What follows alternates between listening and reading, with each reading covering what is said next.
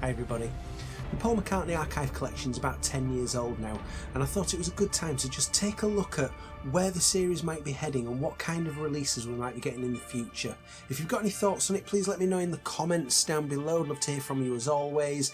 And if you hit that subscribe button, then you'll get to see my future videos, and YouTube will suggest some of my old ones for you to watch as well. But anyway, what we've got now is, with the release of Flaming Pie, there are some very distinct periods of Paul's career that have been isolated now with no archive collection release, and it's quite easy to see those spots that are isolated. So I'm going to go through those and look at what might we get, plus maybe some sort of outlier releases that don't focus on particular studio albums that we might get. So first of all, I'm going to go straight to the obvious. So Paul's career from the start of his solo career in 1970 is documented in the Archive Collection series up to and including Wings Over America. And then you've got two glaring omissions, London Town and Back to the Egg. So this is the one that the fans seem to be sort of clamouring for the most, and I completely understand why. What I'm hearing is from sort of seeing things from people online who've maybe got connections to industry insiders, it suggests that now more than ever these could be the next ones that are going to come, and I wouldn't be surprised if we see these next. Maybe not in 2020, but potentially going into 2021.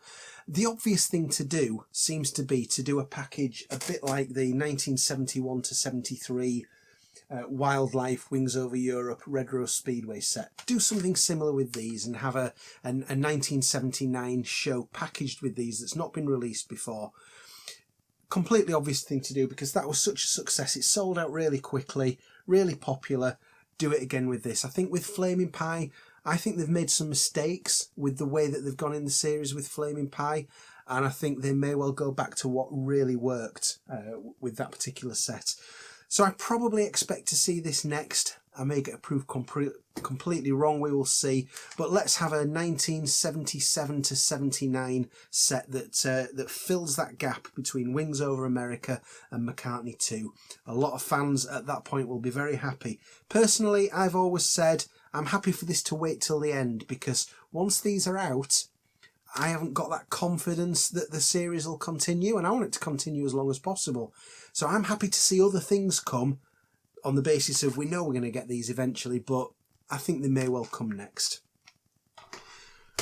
What you've then got, you've obviously got McCartney 2, Tug of War, Pipes of Peace covered, but then in between Pipes of Peace and Flowers in the Dirt, that period is another one that's completely isolated. There's nothing there. So I'm going to have a look at what we might get there. An obvious one would be Give My Regards to Broad Street. Now, I know it's been panned by the critics. Paul doesn't mention it a great deal, so would he back off from releasing Give My Regards to Broad Street Archive Collection? Potentially, but I hope not. I mean, I'm sure there's lots of other good sort of songs from the sessions that could be included. You know, have the film in there, have lots of unseen bits from the film. That could be a really good selling point from it. Get it cleaned up, get it out on Blu-ray as part of a nice Broad Street. And you know, Paul, he might be a bit embarrassed about this film, but maybe it's time to embrace it and say, you know what, I did this and it was me, I'm proud of it. Maybe it's time for him to do that. You could say, well, will he package it up with Press to Play and create like a mid-80s 84 to 86 set? And I thought that for a while. I'm tending to think maybe not now, and I'll explain my reasons in a second. I think he might want to keep that because that's such a standalone project. Maybe that'll come on its own.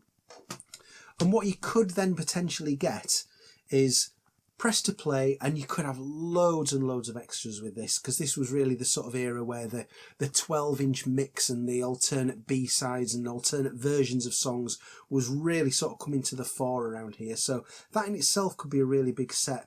But you could have something that goes from this or from after Broad Street through to before Flowers in the Dirt started. And the obvious thing that you could put, which would make this a really good selling point for Paul McCartney fans, would be Return to Pepperland. So if it was me, if I was working for Paul and I had any say in this, I would put a Press to Play and Return to Pepperland Archive Collection set together. I think that would be very interesting for fans. I wouldn't include this Chobber BCCCP, or however you want to pronounce it, which of course was done before Flowers in the Dirt. I wouldn't include that because I don't think there's an intention to, because we got that last year on a vinyl reissue and a CD reissue, and I think why would they do that if they had any intention of including it in an archive collection release in the future?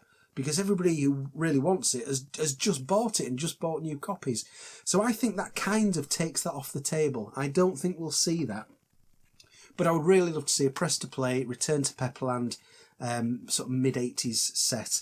Couple that along with that, you've then got that second obvious timeline filmed that takes you from Pipes of Peace through to Flowers in the Dirt. So they would be my suggestions there. Now, after Flowers in the Dirt, because we've now got Flaming Pie coming, we've then got this other isolated time period now of between Flowers in the Dirt to Flaming Pie, and my goodness, there's such a lot there. So again, I've broken it down into what I think we potentially get, what we might not get, and why.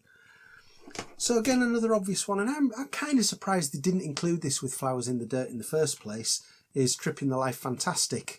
I think this would have been a good addition because, you know, this is touring that album.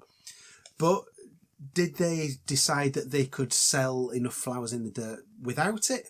Or were they holding it back for an archive collection of its own?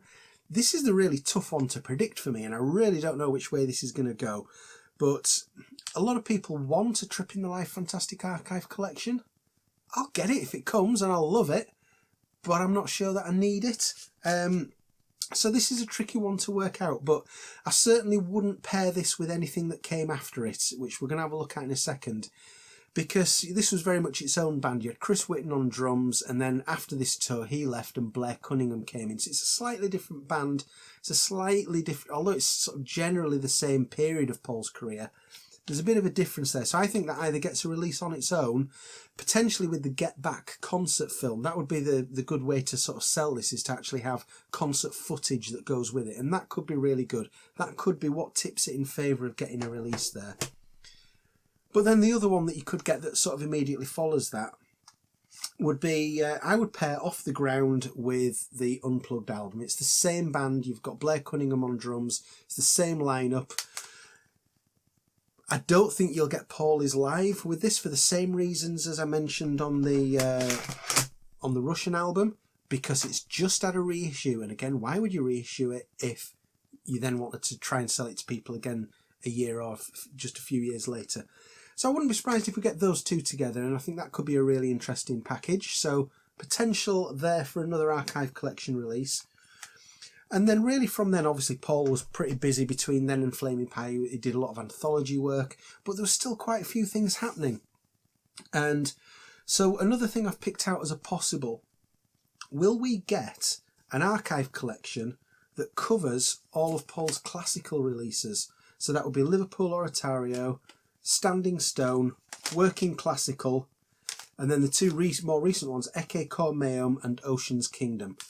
Now, I'm going to talk in a few minutes about post-Flaming Pie albums and how I think they'll be handled. But I think because these sort of form a bit of a part of a set, a classical set, I wouldn't be surprised if we got an archive collection, the Paul McCartney Classical Archive Collection, that contains those 5. I would be very interested in that. I'd be very interested to see what... you know, there could be some good video footage of some of the premieres of these things. There might well be some other versions of things, or things that were recorded that never made it onto the albums. So yeah, I would love to see a Paul McCartney Classical Archive Collection. That is one that I think is less likely, but I wouldn't be surprised. The other thing that was kicking off sort of between Off the Ground and Flaming Pie, and has continued more recently since, is the Fireman albums. So you've got the Strawberry Oceans, Ship's Forest was the first one, which came sort of fairly quickly after Off the Ground. But again, I think I wouldn't be surprised if we got a Paul McCartney Fireman archive collection package that puts everything in there. So that, Rush's, Electric Arguments, and I think that could be a good home for the Liverpool Sound Collage as well. Again, it's Paul's more experimental side, and he might sort of class it as a sort of an experimental archive collection encompassing the Fireman career. That would be really interesting. I think there's a lot of good extras, because with with some of the Fireman releases, there's been a lot of sort of extras that were quite limited, difficult to get hold of. You could include those in there and make a really beautiful experimental Paul McCartney Archive Collection package. I would love to see that. But Flaming Pie it's the most recent chronologically of all the Archive Collection albums, and a massive feature of the Archive Collection has been Linda, her photographs, her involvement in Paul's life, and obviously Flaming Pie was the last album in which she was around and with Paul. So my feeling's always been that in terms of regular studio albums, I don't think while Paul's around and in charge, I don't think we'll get archive collections of things like Driving Rain onwards. Maybe certain things like this, if they were packaged, you know, like I said, as a classical release, we may get those, but I don't think standalone albums like Memory Almost Full and etc. will come. Probably until Paul is no longer around and in control of this series himself.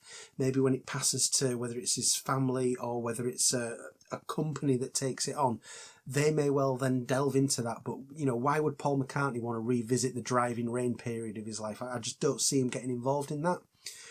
So I think the post 1997 world is probably one that we might not see so much, but you know, these are certainly things that I think we could get. And the other thing that's sort of really noticeable with the archive collection, and especially the recent editions, is that there's an awful lot of stuff not included in it. A lot of rarities, things that we know that Paul's recorded in the studio during certain albums that have had archive collections but weren't released. Is he saving these up for some kind of rarities archive collection package that could have things from all sorts of different eras? That would be fantastic, because there's a massive difference between Paul's collection and things like what Bob Dylan's doing with the bootleg series. He's sort of giving us all this really rare stuff, and Paul much less, and I wonder if that's because he's saving it up for that. Only time will tell on that one. But you can see on this timeline where, you know, I've mentioned we have these very distinct pockets of time that are now isolated because of all the other releases that have sort of filled in around these gaps.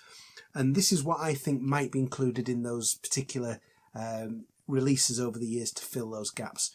So let me know what you think. Love to hear your thoughts as always. I hope that's been interesting. And here's some other videos I've done that might be of interest to you. So thank you very much for watching. See you again. Goodbye.